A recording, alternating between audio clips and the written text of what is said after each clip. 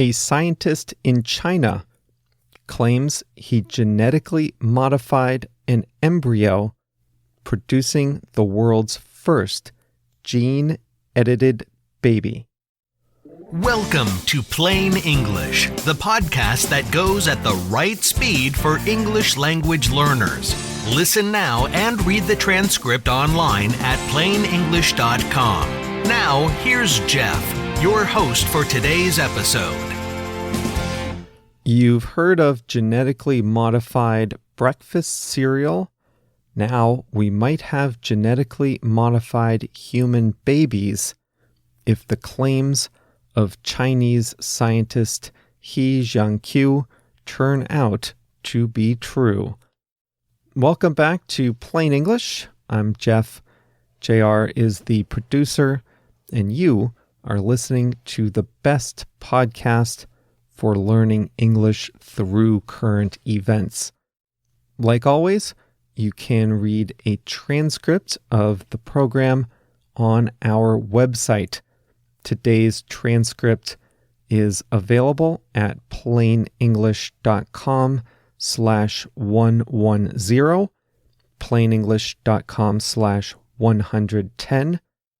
And of course, our transcripts have translations from English into Spanish, Portuguese, Japanese, Italian, Chinese, and French. And thanks to our translators, Mattia, Meg, Paola, Tao, and of course JR for all their hard work and dedication on the translations each week. I want to remind you also about our partner, Você Língua, which has some great online resources for learning English. The one I particularly like is the class on English pronunciation. That's where you'll build your pronunciation skills and really improve your confidence as an English speaker. To check that out, just go to plainenglish.com/talk, TALK. Chinese scientist Hu Jinakui released a video in which he says that he modified the genes of a human embryo, and the embryo grew into a little girl who was born healthy in November.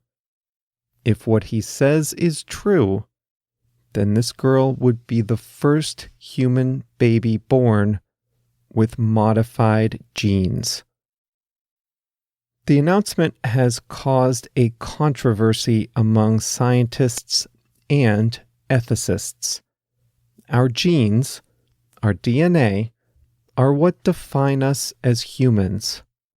It's what gives us our talents, our traits, and in some cases, our frailties and disabilities. The genetic characteristics of any individual are a random combination of traits inherited from biological mothers and fathers. Until today, they've never been touched or edited by another person. Editing human genes is illegal in the United States, and while it's not illegal in China, it is controversial there. Dr. He has been placed on unpaid suspension while his university investigates. The Southern University of Science and Technology in Shenzhen, China, says it was not involved in Dr. He's work on the embryo. Dr. He says that he worked with 7 couples in China. In each case, the father is HIV positive. Being HIV positive and developing AIDS used to be a death sentence. Today, it's more manageable, but it's still a serious health concern, and it carries a significant social stigma in China. Dr. He says that during in vitro fertilization, he modified the embryos of their children in such a way as to prevent the father from passing along the HIV virus to his children. Though he didn't offer data or evidence to back up his work, people who are familiar with Dr. He's work say that they believe that the scientist's claims may be true. One reason why this procedure is seen as especially controversial is that it isn't even necessary. There are other ways to prevent a father from passing along the HIV virus to his children without editing genes. Gene editing itself is not new. The process consists of adding, subtracting, or modifying DNA to produce certain traits in an organism. We have had genetically modified food since about the early 1990s, primarily fruit, vegetables, corn, soybeans, and wheat. Genetically modified crops are more resistant to disease, and they stay fresh longer. Most scientists think genetically modified food is safe. Genetically modified animals, however, are a little different. They are mostly for the laboratory. Scientists have been working on GM cows, chickens, and pigs that are resistant to disease or grow faster, but these are not widely available in the food supply, at least not yet. Modifying the genes of another human, though, is a totally different story. The techniques that Dr. He used, called CRISPR, were only discovered in 2012. There are many concerns, but the two primary concerns are safety and the fear of playing God, of creating designer babies. Let's take them one at a time. First, safety. The gene editing techniques are too new to know whether there might be unintended consequences. It's possible that when modifying one gene to prevent disease, other modifications are introduced that could make the child more susceptible to other diseases. Dr. He says that this didn't happen in this case, but gene editing is new even in farm animals and is untested so far. There's no way to know how safe modifying human genes is without more knowledge of gene editing in general. The second concern is an ethical concern, that this type of research is going to open the door to creating designer babies. And that essentially means picking and choosing the traits you want included or excluded in your child's DNA. And this holds promise, but also danger. Imagine you are a couple and you know it's possible that you might pass along the traits for a terrible disease, such as muscular dystrophy, to your child. Gene editing might give you the hope of removing that genetic trait. If you could do that, you might feel more comfortable having a child naturally between the two of you. and the ability to prevent a child from inheriting a terrible genetic disease would be a benefit to humanity. But now imagine that a couple wants to make sure that their child doesn't have, say, autism, or doesn't want the child to have the genes that would make him or her susceptible to addiction. And now imagine a couple wants to enhance a child's athletic prowess, his or her athletic ability or intelligence. And now imagine a government wants to change the genes of a child to make him or her resistant to pain, to create a futuristic army of superhumans. Have you seen any of the Jason Bourne movies? So you can see why this is a slippery slope.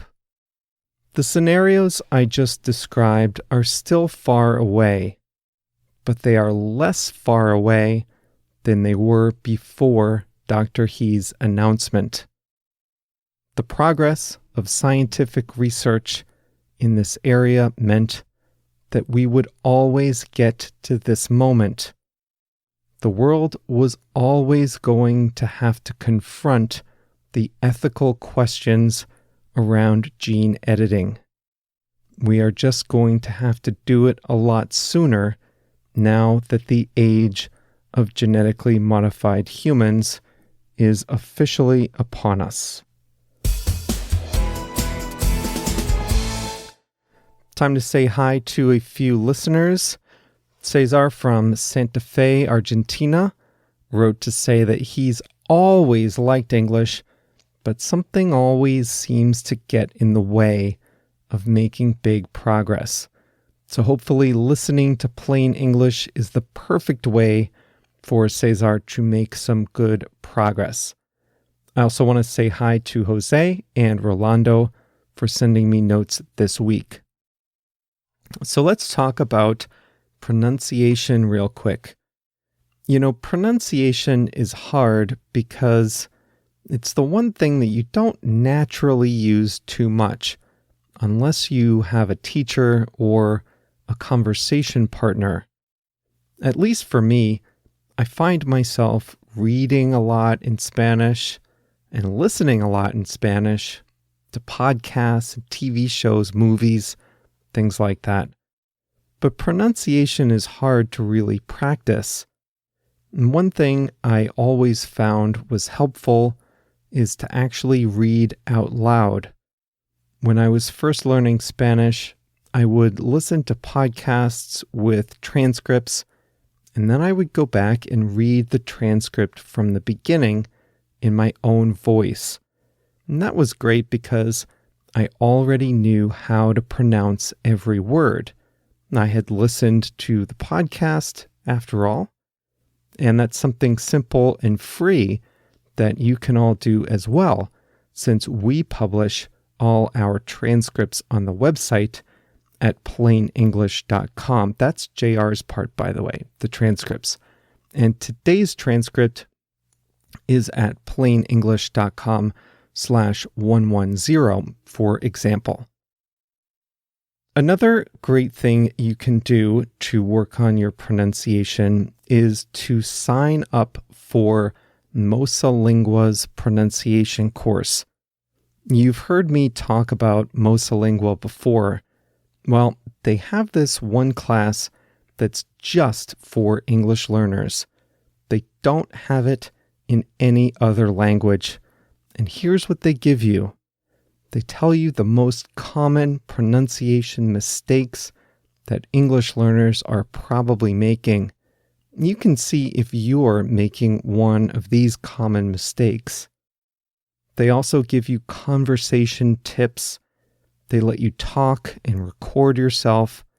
There are exercises, videos, podcasts, audiobooks, flashcards, all kinds of stuff. You'll learn new techniques. You can explore the course at your own pace. And if you dedicate just 15 minutes a day, they guarantee you will improve. Just 15 minutes a day. So listen, here's your new plan. You're going to listen to us on Mondays and Thursdays, and you're going to practice with Mosa Lingua on all the other days. And after a few months, you'll be surprised at your new pronunciation skills. So what are you waiting for? After this episode is over, visit plainenglish.com/talk, TALK, to learn all about this special pronunciation course at Mosa Lingua, plainenglish.com/talk. Okay, speaking of talking, the word I want to share with you today is slippery slope. A slope is like a hill, and when you are walking on snowy or icy roads, those roads are slippery. You might fall down or slide out of control. When we use slippery slope together, it almost always describes a scenario where you take one small, controversial step, but you are unable to stop yourself from continuing in that dangerous direction. Taking drugs can be a slippery slope. You try it just once. Maybe you like it. Then maybe you go back for a little more. All totally under control, right? But then you want it more and more. It starts costing you money. And before too long, you might actually have a problem with drugs or drinking.